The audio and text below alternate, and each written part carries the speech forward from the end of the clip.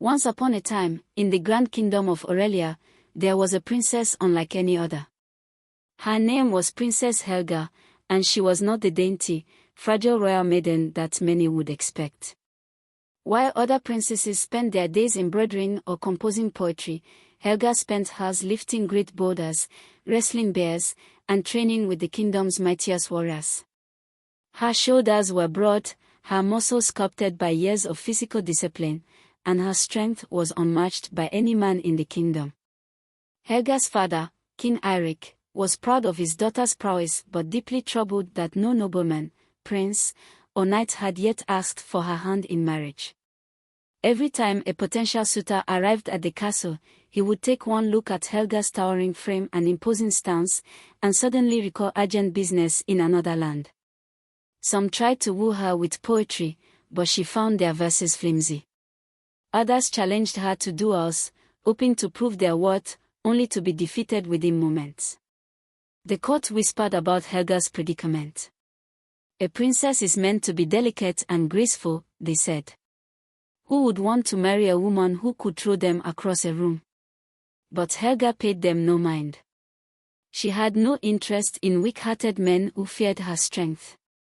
If no man in Aurelia could see her worth beyond appearance, then so be it.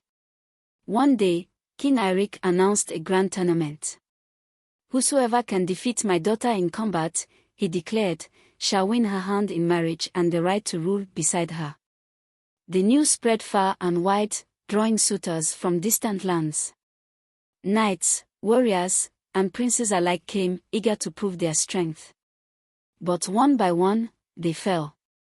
Some lasted mere seconds before Helga sent them sprawling.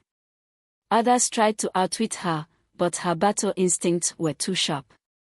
Days passed, and the arena was littered with defeated challengers. Then came Sir Duncan, a wandering knight known not for brute strength, but for his wit, endurance, and kindness.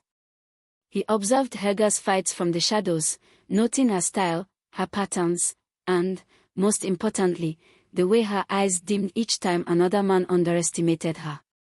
When his turn came, he did not draw his sword nor raise his fist.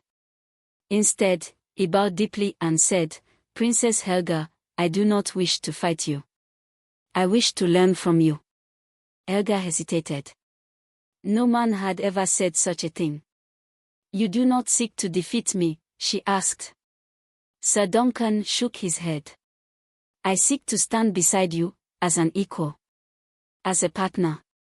Not as a conqueror. Intrigued, Helga agreed to spar with him, and though he was no match for her strength, he was resilient, adapting with every move.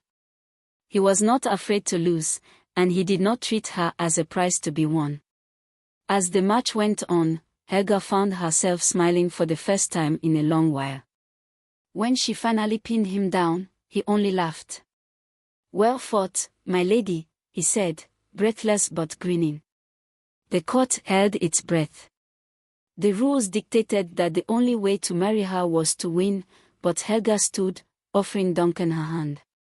Father, she said, turning to the king, this is the only man worthy of me. Not because he is stronger, but because he is not afraid. The king, seeing his daughter's happiness, nodded. Then let it be so. And so, Princess Helga and Sir Duncan were wed, not as victor and vanquished, but as partners, bound by mutual respect. And though the kingdom was slow to accept such an unconventional love, their bond only grew stronger with time. Together, they ruled Aurelia, proving that strength was not only in muscles, but in the courage to see beyond expectation and love without fear.